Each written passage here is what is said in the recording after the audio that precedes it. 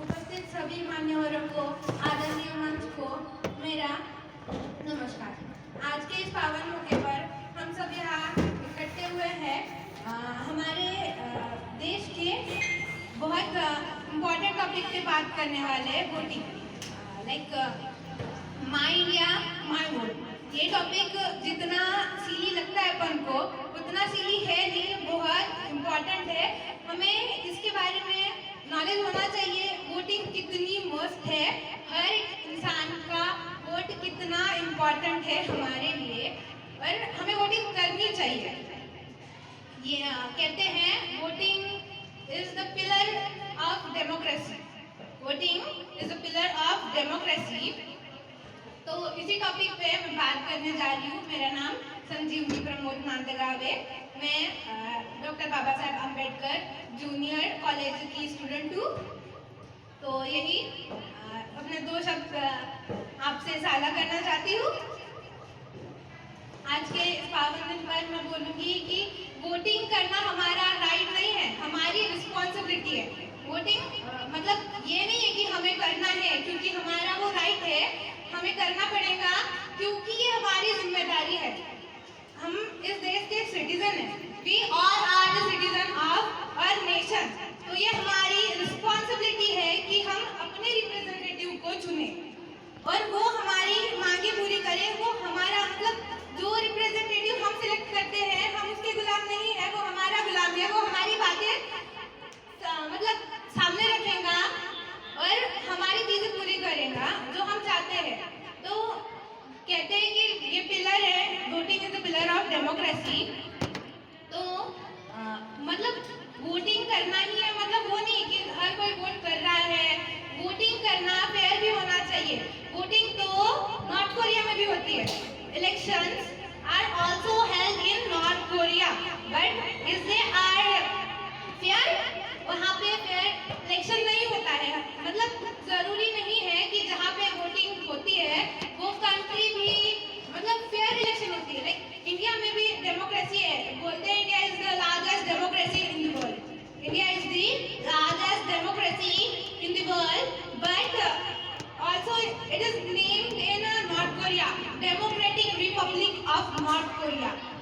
Also उसके नाम में भी डेमोक्रेटिक है, डेमोक्रेसी है, वो कंट्री भी डेमोक्रेटिक कंट्री है। बट क्या एक्चुअल में वहाँ पे डेमोक्रेसी है? लगता है कभी कभी कि हमारा देश डेमोक्रेसी मतलब डेमोक्रेटिक है, पर क्या यहाँ पे इलेक्शन फेयर हो रही है? यहाँ पे अगर इलेक्शन फेयर नहीं हो रही है तो हमारे देश के डेमोक्रेटिक कंट्री होने पर भी कोई खास बात नहीं है। ऐसे बहुत सारे देश हैं जिनके नाम में डेमोक्रेसी लिखा है, पर उन कंट्री में इलेक्शंस आर नॉट फेयर। हमारे देश में भी कुछ समय से ऐसा बोला जा रहा है कि इलेक्शन फेयर नहीं हो रही है। तो हमें उसके ऊपर मतलब हम इस देश के जिम्मेदार नागरिक होने के नाते हमारा फर्ज बनता है कि हम अपने आवाज उठाए और एक्चुअल वोटिंग के बारे में बताए, और हमारे देश को बस नाम का डेमोक्रेसी नहीं रहने दे, हम हमारे देश को एक्चुअल डेमोक्रेसी में कन्वर्ट करें। हमारा देश एक्चुअल डेमोक्रेसी में बनना चाहिए, ये हमारी जिम्मेदारी है। तो हमें इसे मतलब एज ए सिटीजन बहुत सीरियसली लेना चाहिए कि मतलब कोई हमारे देश को बस आगे जाके ऐसा ना बोले जिस तरह हमने अभी बोला कि नॉर्थ कोरिया डेमोक्रेटिक है बट एक्चुअल में डेमोक्रेसी वहाँ पे नहीं है। तो हमें अपने देश को उस तरह बनने नहीं देना चाहिए। मैं ये बोलूँगी कि आंखों में जुनून, देशभक्ति का जुनून, और दिल में साहस रखती हूँ। आंखों में देशभक्ति का जुनून, दिल में साहस रखती हूँ, जिगर में इतनी हिम्मत रखती हूँ कि दुश्मन जान दे दे अपनी आवाज में इतना दम रखती हूँ।